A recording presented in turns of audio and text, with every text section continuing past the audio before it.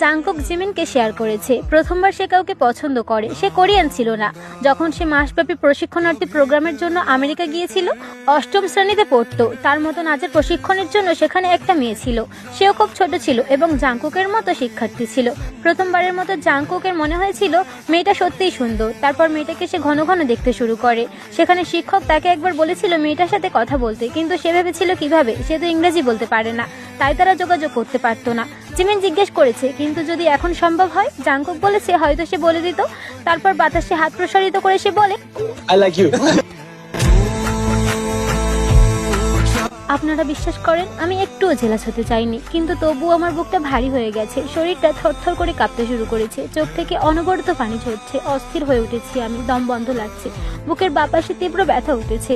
কিন্তু আমি চাই তাদের জীবনে জীবনসঙ্গীর আবির্ভাব ঘটুক। আমি সেই ভাগ্যবতী নারীকে দেখতে চাই যে আপনাকে পাবে। চোখে বৃষ্টি ঝরলেও